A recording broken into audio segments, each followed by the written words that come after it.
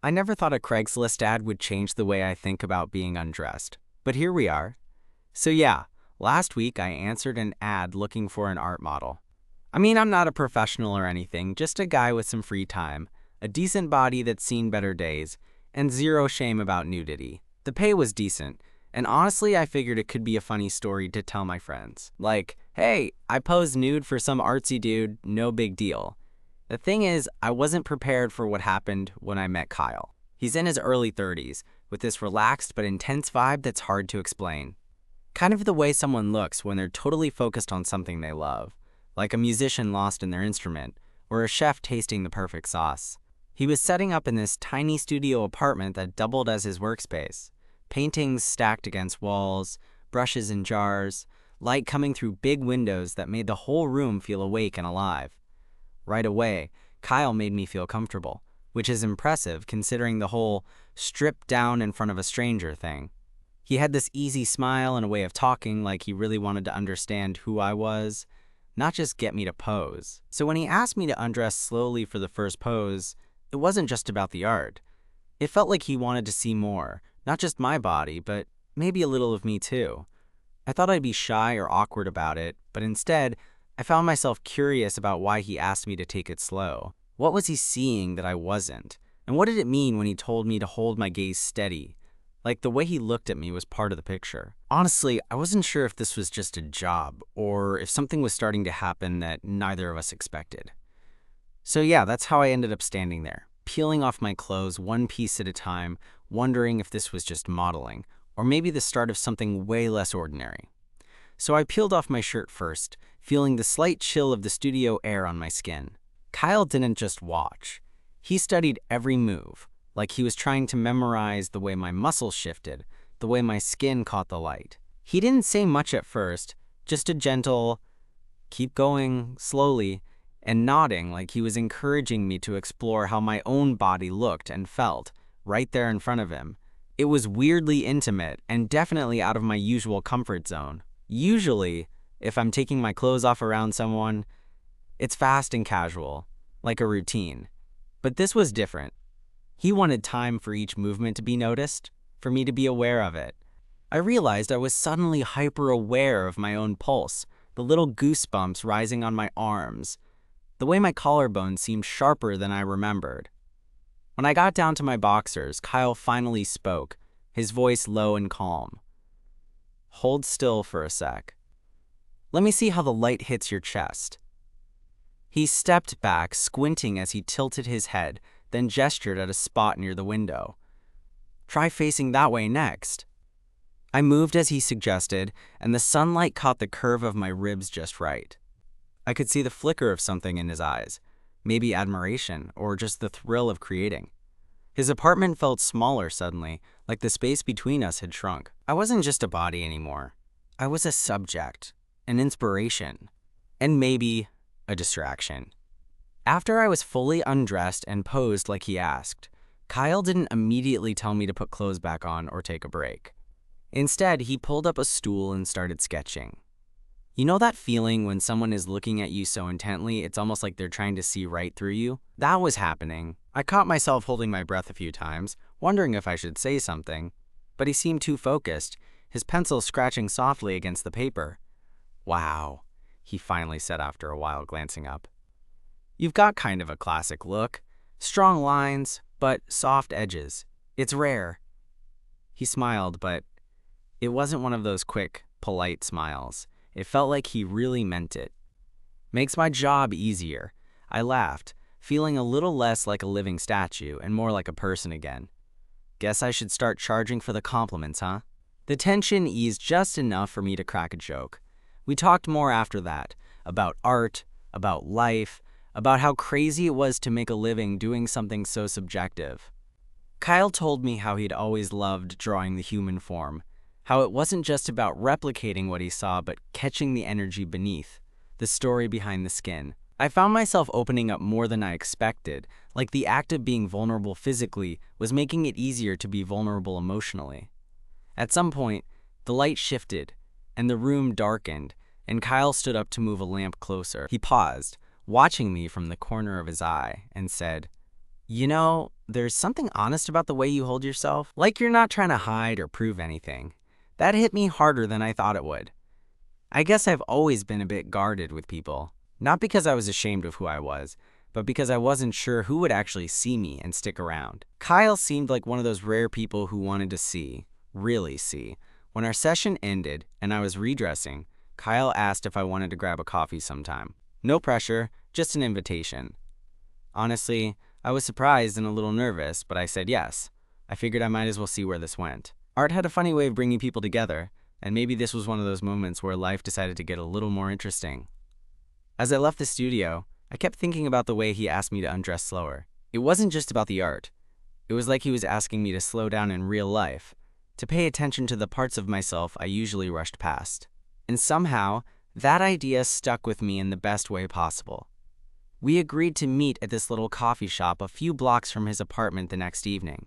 It was one of those places filled with exposed brick and plants hanging from the ceiling, the kind of spot that feels like it was designed to be cozy and low-key. Perfect for not making things weird after a nude art session, I figured. When I walked in, Kyle was already there, sitting by the window, sketchbook open but mostly ignored. He looked up and smiled, the same easy, warm smile from the studio, and I felt that same weird buzz of nerves mixed with excitement. It was like showing up to a date with someone you kind of knew but also didn't know at all. So, I said, sliding into the seat across from him, "How's the artist life treating you outside the studio?" Kyle chuckled, tucking a strand of hair behind his ear. "Surprisingly tame. I spend a lot of time staring at blank canvases and second-guessing everything. You're lucky you caught me on an easy day."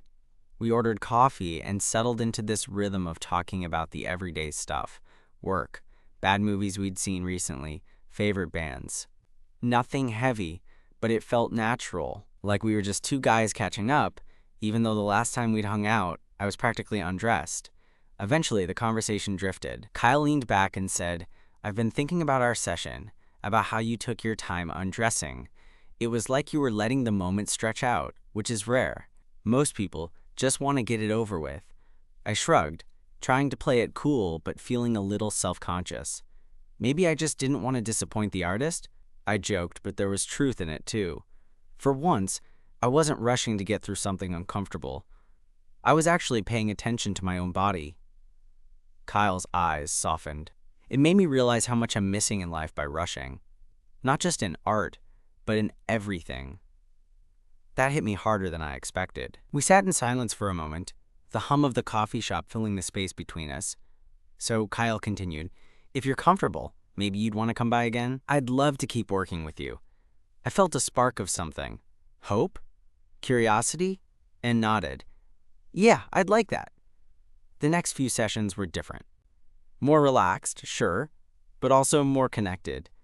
Kyle's studio started feeling less like a place where I posed and more like a space where we shared something real. He'd ask me about my day, what I was feeling, even what I thought about the poses we were doing. It wasn't just about getting the perfect sketch, it was about understanding me. One afternoon, as I was settling into a new pose, Kyle paused, pencil hovering over the page. "Can you turn your head a little and maybe hold that look you had when you told me about your first art class?" I laughed. "You remember that?" He nodded, eyes sparkling. "How could I forget? You were nervous but excited. It shows." That moment stuck with me. Kyle wasn't just capturing my body, he was capturing me. The awkward, hopeful, slightly scared guy the first was underneath it all. After the session, we grabbed dinner at a nearby diner. The conversation flowed easily, but every now and then, there was this charged silence, like we were both thinking about something but unsure how to say it. At one point, Kyle reached across the table and brushed a crumb off my lip.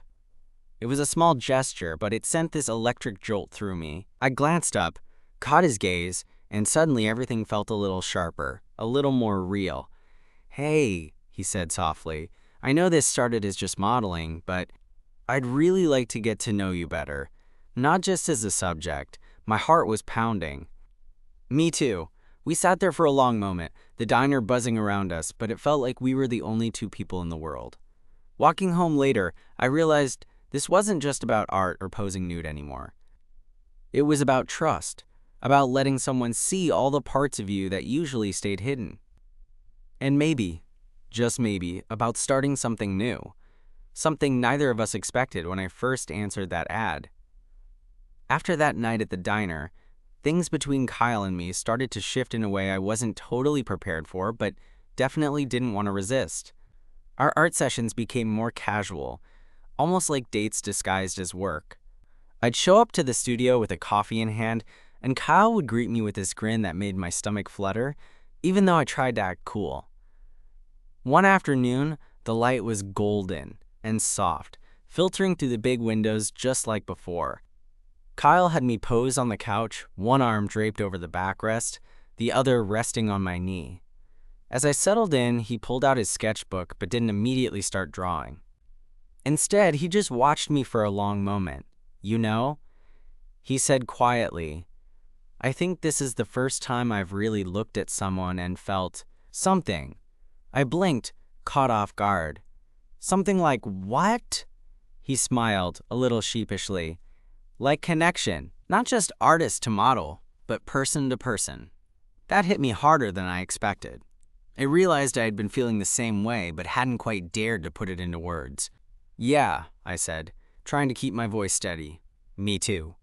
We locked eyes, and just like that, the studio felt warmer, smaller, like we were wrapped up in a bubble that only we knew about. When he finally started sketching, his movements were slower, more deliberate. Every line seemed to carry a weight, like he was trying to capture more than just my shape.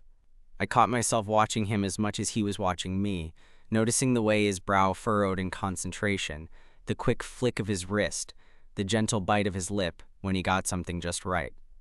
After the session, Kyle surprised me by pulling out a canvas from behind a stack of paintings. It was rough, but unmistakably me, posed just like I had been on the couch, with that same look in my eyes. "I've been working on this for a few days," he said. "I wanted to show you." I stared at the painting, feeling a mixture of awe and something deeper. It wasn't perfect, but it was honest, raw, and beautiful in its imperfection. It felt like a gift, something personal and vulnerable. "It's amazing," I said, swallowing the lump in my throat. "Thank you for sharing this with me." He nodded, eyes shining. "You make it easy, to be honest." From that moment on, the boundary between model and artist blurred even more. Our hands brushed accidentally, or maybe not so accidentally, as he adjusted my pose. Our conversations grew deeper, moving beyond art into dreams, fears, and the stuff we usually kept tucked away. One rainy evening, after a particularly intense session, I found myself standing too close to him in the cramped studio, the sound of the rain tapping against the windows like a quiet soundtrack. Kyle looked up from his sketchbook, and without thinking, I reached out to tuck a stray lock of hair behind his ear. He didn't pull away. Instead, he leaned in, his breath warm against my cheek. "I've wanted to do that for a while," he whispered. My heart was pounding so loud I was sure he could hear it. I closed the distance, and our lips met. Tentative at first, then with growing certainty. It was nothing like the awkwardness I'd feared. It was simple, honest, and everything I didn't know I needed. Afterwards, we just stayed there for a while, wrapped up in each other, the world outside fading away. I realized then that this wasn't just about art or modeling anymore. It was about finding someone who saw me, the real me, and wasn't afraid to stick around. Over the next few weeks, we navigated this new territory carefully. There were moments of awkwardness, of doubt, but mostly, there was this steady, growing feeling that maybe we were onto something good. One night, as we lay tangled up on his couch surrounded by half-finished canvases and empty coffee cups, Kyle looked at me and said, "I don't think I've ever been this comfortable with someone before." I smiled, tracing lazy circles on his arm. Me neither. And that, more than anything, made me realize that answering that ad for an art model wasn't just a random choice. It was the start of something that caught me completely off guard but felt exactly right. After that night, things between Kyle and me settled into this surprisingly comfortable groove. It was like we'd crossed some invisible line, but instead of everything changing all at once, it unfolded slowly, like the way the light stretches across a room in the early morning. We still did the art sessions, but the air between us was charged with something new, something real. One Saturday afternoon, Kyle suggested we take a break from the studio and hit a museum downtown. I agreed, curious to see more of the world he lived in, outside of paintbrushes and sketchbooks. We wandered through the galleries, the quiet hum of other visitors around us, and I watched him light up in front of certain pieces: modern sculptures, abstract paintings, old portraits. At one point, we found ourselves standing shoulder to shoulder in front of a painting of a man. The way the artist had captured the subject's gaze reminded me of Kyle's intensity when he painted me. Kyle nudged me gently and said, "It's strange how much we can say without words, isn't it? How much a look or a pose can tell a story." I nodded, thinking about how true that was for us. There was this whole language between us, silent, subtle, but powerful. As we left the museum, the sky had turned gray, threatening rain. We ducked into a nearby cafe for shelter, and the place was warm and filled with the smell of coffee and baked goods. We grabbed a table in the corner and settled in, the world outside drizzling softly. Kyle stirred his latte, then looked up at me. "You know, I've been thinking a lot about our first session, how you undressed slowly. I think that moment changed how I see everything. It taught me to slow down, to notice the little things." I smiled, feeling a warmth spread through my chest. Funny how something so simple can have that effect. He reached across the table, his hand brushing mine. "I want to keep learning from you. About art, life, everything." I caught his gaze and felt my heart skip. I want that too. The conversation drifted easily after that, and for the first time in a long while, I felt like I was exactly where I was supposed to be. Over the next few weeks, we kept exploring this new relationship, all the while still circling back to the art. Kyle became more playful during sessions, teasing me about my modeling skills and making me laugh in ways I hadn't in years. I found myself looking forward to those moments, not just for the art, but for the way being around him made me feel.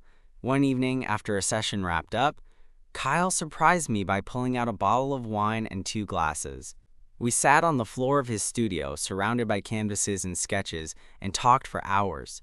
We shared stories about our past, our fears, our dreams.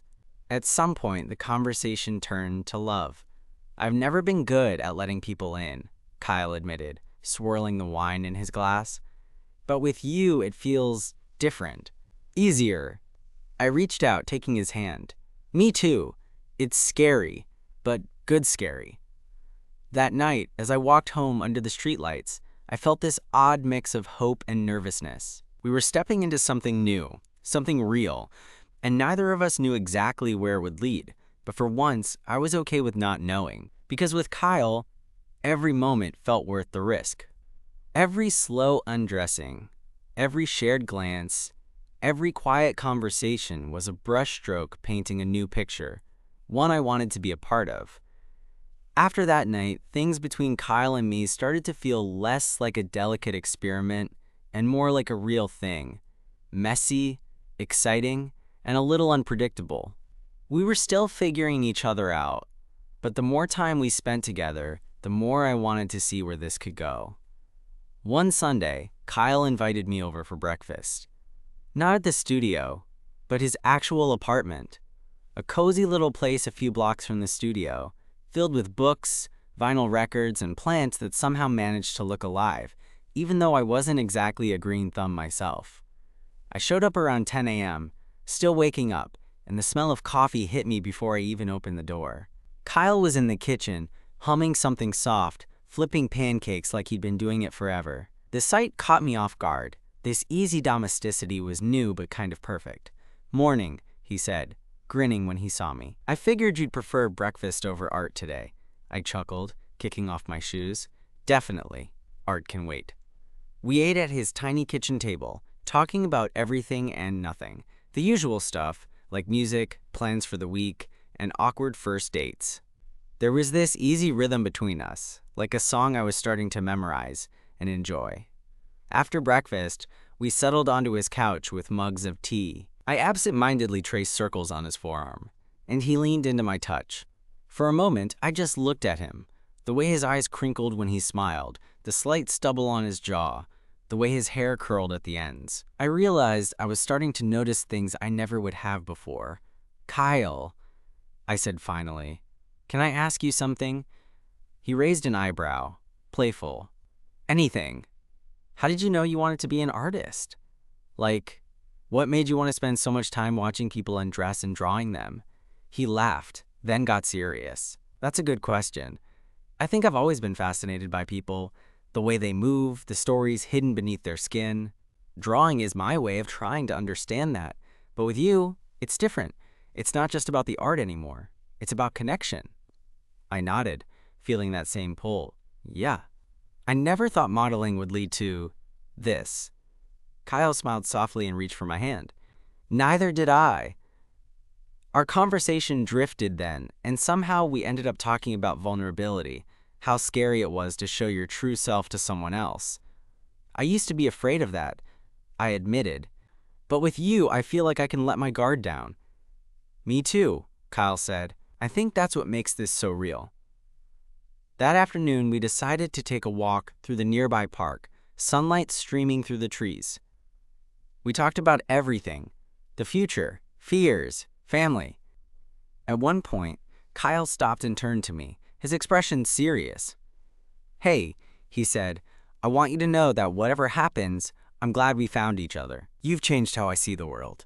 I smiled, my heart pounding in a way that had nothing to do with the exercise. You've changed mine too.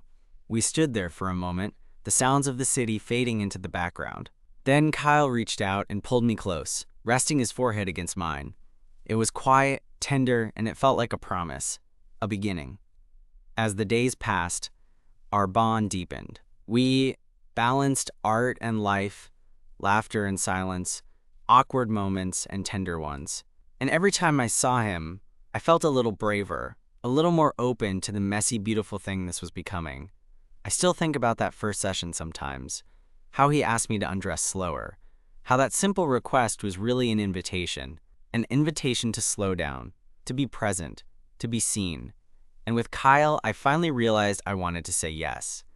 After that walk in the park, things between Kyle and me shifted into this comfortable, quiet rhythm that felt surprisingly natural. I wasn't sure if I had expected that when I first answered that ad for an art model, but I wasn't complaining.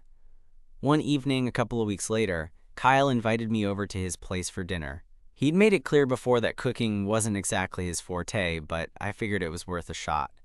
When I arrived, the apartment smelled like garlic and something savory, and Kyle was standing by the stove, focused but clearly enjoying himself. I promise it's edible, he said with a grin when he saw me. Mostly. I laughed and grabbed a bottle of wine from the counter. Well, I'm sure it'll be better than anything I can make. We settled at the small dining table, plates filled with pasta, slightly overcooked but tasty in its own way, and talked about everything under the sun.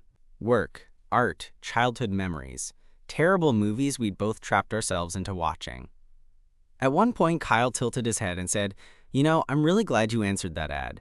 I mean, it started as work, but it's turned into something I didn't expect. I nodded, swirling the wine in my glass. Yeah, me too. It's funny how life throws you these curveballs. He leaned forward, eyes warm and steady. I've been thinking a lot about how you undressed during that first session. The way you took your time. It wasn't just about the art. It was like you were showing me a piece of yourself. I felt my cheeks warm. I guess I was a little nervous. But also, I don't know, it felt important to slow down.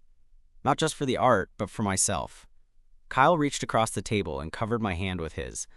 That moment stuck with me. It made me realize how much I rush through things, how rarely I stop to really see. With you, I want to take my time. The honesty in his voice caught me off guard, and I squeezed his hand gently. I want that too, to slow down, to really see each other. After dinner, we moved to the couch with our wine and dimmed the lights. The city outside was quiet, and for the first time in a long while, I felt completely at ease. Kyle turned to me, brushing a stray lock of hair from my forehead. I don't know where this is going, but I want to find out with you. I smiled, heart pounding. Me too. Over the next few days, we found ourselves drawn closer in ways that surprised me. Our text messages became longer, filled with jokes and little confessions. Every time I saw him, I noticed the small things. The way his eyes crinkled when he laughed, the way his hand fit perfectly around mine, One afternoon, Kyle asked if I wanted to come by for another art session. But this time, there was something different in his voice, a softness, a hesitation. When I arrived, the studio was quieter than usual. Kyle was sitting on a stool, sketchbook on his lap, looking a little restless. I peeled off my jacket and tried to read him. "Hey," I said, walking over. "What's on your mind?" He looked up, eyes flickering with uncertainty. "I've been thinking about how much you mean to me, and it's scary, because I'm not used to feeling this way about someone." I sat beside him, reaching out to take his hand. "I feel the same. It's new for me too."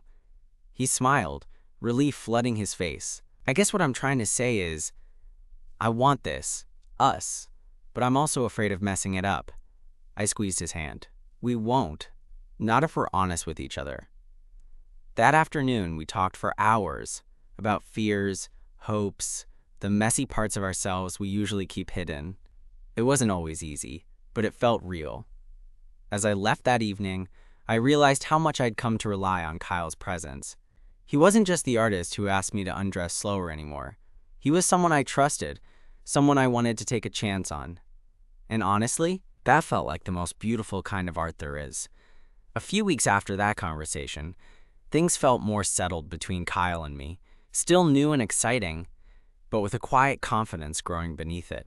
We weren't rushing, didn't need to put labels on anything, but there was this unspoken understanding that we were both in it, together. One evening, I stopped by his studio, just as he was finishing a new painting. The room smelled faintly of turpentine and paint thinner, and the soft hum of a playlist filled the background. He turned toward me, smiling like I was the only thing on his mind. "Come here," he said, holding out his hand. I stepped closer, and he took my hands in his, rough from holding brushes but steady. "This one's for you," he said, nodding toward the canvas. It was a portrait, but not in the usual way. Instead of a perfect likeness, it captured something more, light and shadow playing across a face, eyes that seemed to hold a question and an answer all at once. It was honest and vulnerable, like the way Kyle had seen me since the beginning. I looked up at him. "It's beautiful." He smiled softly. "You're beautiful, not just on the outside. You taught me how to slow down and really look. And that changed everything." I felt a warmth spread through me, hands still holding his. "I never thought answering that ad would lead me here." "Neither did I," he said, voice low. We stood there for a moment, just holding each other's hands, the quiet between us full of things unspoken but deeply felt.